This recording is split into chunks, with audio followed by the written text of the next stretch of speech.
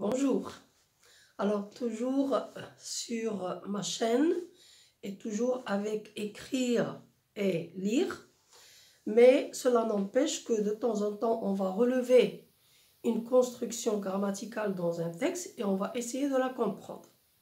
Alors aujourd'hui on va essayer de comprendre ce qu'est la proposition incise. Et je crois qu'on l'a lu dans le texte, rappelez-vous le texte de Fanchon. On a lu Fanchon et sa grand-mère, si vous vous rappelez. Alors, une proposition ainsi, je vais vous lire. Elle a vu de loin, sur le seuil de pierre, sa grand-mère qui souriait de sa bouche édentée et qui ouvrait, pour recevoir sa petite fille, ses bras secs et noueux. Alors, la phrase ou la proposition incise ici, c'est « pour recevoir sa petite fille » qui ouvrait pour recevoir sa petite fille, ses bras secs et noueux. On a aussi une autre dans le même texte, sa grand-maman qui, n'ayant plus de soucis, vit comme un grillon dans la chaleur de ce foyer. Donc on a ici deux propositions incises. Alors la proposition incise, c'est une phrase, c'est une proposition qu'on trouve dans une phrase complexe. Donc je la trouve dans une phrase complexe. Elle est employée. Alors on l'emploie dans deux constructions. D'abord pour rapporter une parole, et là vous le connaissez, c'est le verbe de parole. Quand je veux rapporter une parole, j'ai besoin d'un verbe de parole. Alors ce verbe de parole, ou bien je le mets à la fin de la parole, ou bien au milieu. Elle est donc indispensable. Lorsque je l'emploie pour rapporter une parole, elle est nécessaire. Je ne peux pas la supprimer. Elle est entre deux virgules, c'est-à-dire elle coupe donc la parole. Si je la mets dans la parole, je coupe la parole en deux et je la place entre deux virgules. Ou bien, je la mets à la fin de la parole. Et là, on va voir dans l'exemple.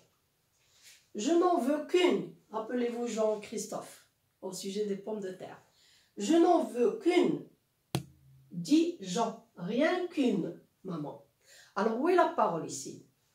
La parole, c'est je n'en veux qu'une, rien qu'une. Au milieu de la parole, on a ajouté le verbe de parole, dit Jean.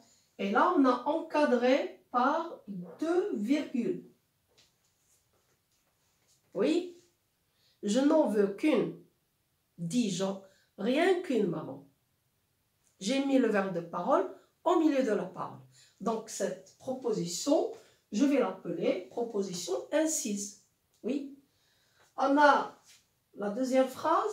Veux-tu me vendre ta chemise? Demande le prince. Rappelez-vous la chemise de l'homme heureux. Veux-tu me vendre ta chemise? Demande le prince. Et là, le verbe de parole, il est placé où? À la fin de la parole. Demande le prince. Le voilà. Mais là, c'était au milieu. Donc, quand je mets, regardez bien, quand je mets la phrase ou la proposition incise qui introduit une parole au milieu de la parole, je la mets entre les guillemets. Elle fait partie de la parole. Donc, j'ouvre les guillemets pour introduire une parole. Je mets la phrase incise, je termine ma parole et je ferme les guillemets. Mais lorsque je la mets à la fin, veux-tu me vendre ta chemise? Demande le prince. Là, je ferme les guillemets et je mets la proposition incise à la fin. Et remarque, lorsque je mets le verbe introducteur de la parole à la fin, j'emploie l'inversion de sujet, c'est-à-dire le verbe avant le sujet. Demande le prince. Et si j'ai par exemple le pronom il, demande-t-il, je peux remplacer par demande. On a ici demande-t-il. Et là, donc je peux dire ou bien demande le prince ou bien demande-t-il. Mais là, qu'est-ce que vous remarquez? la rencontre de deux voyelles. Donc, j'ajoute un T pour éviter la rencontre de deux voyelles. Et je vais dire « demande-t-il ». J'espère que vous avez compris. J'emploie aussi la proposition incise pour ajouter des précisions. On veut ajouter des informations, des précisions. Et là, elle se place au milieu. Oui. Elle est indépendante et facultative. Là, on a dit elle est indispensable. Je ne peux pas la supprimer parce qu'elle introduit une parole. Mais là, je peux la supprimer parce qu'elle est indépendante et elle est facultative, c'est-à-dire je peux la supprimer sans changer le sens de ma phrase. On va voir les exemples. Elle se place au milieu de la phrase entre deux virgules. Alors, toujours, ce sont des phrases qu'on relève du texte. J'ai dit qu'on va relever des exemples et on va étudier la structure grammaticale. Sa grand-mère, rappelez-vous Fonchamp, sa grand-mère qui ouvrait pour recevoir sa petite fille ses bras secs et noueux. On a ici pour recevoir sa petite fille. Donc, ma proposition incise, la voilà. Pour recevoir sa petite fille. Je peux l'enlever. Je peux dire sa grand-mère qui ouvrait ses bras secs et noueux. Et ma phrase a un sens. Donc, ce qu'on ajoute entre des virgules, c'est pour donner des précisions. Vous voyez? Une autre phrase toujours dans le même texte. La grand-maman, n'ayant plus de soucis, rappelez-vous, n'ayant plus de soucis, vit seule comme un grillon. Ma phrase incise, ma proposition incise, c'est n'ayant plus de soucis. Oui. Un autre exemple. L'enfant, sans se retourner, ah, voilà ma phrase, et voilà mes virgules, fonce vers sa maman. Les virgules sont indispensables pour la phrase, pour la proposition incise. Alors aujourd'hui, on a vu la proposition incise, mais on peut utiliser des mots. Oui, ainsi, c'est-à-dire intercalés dans la phrase.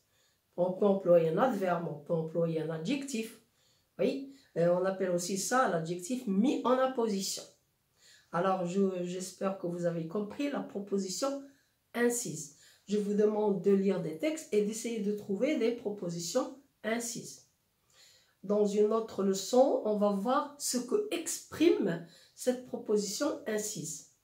Et là, on a vu comment on l'emploie dans la phrase et quel est son rôle. Son rôle, c'est de rapporter une parole ou bien d'ajouter des précisions. J'espère qu'on a compris. À la prochaine fois. Alors, chaque fois qu'on va trouver une structure grammaticale dans un texte, on va essayer de le relever et de l'analyser pour le comprendre. Comme ça, vous pouvez le réutiliser dans l'écriture. À la prochaine fois.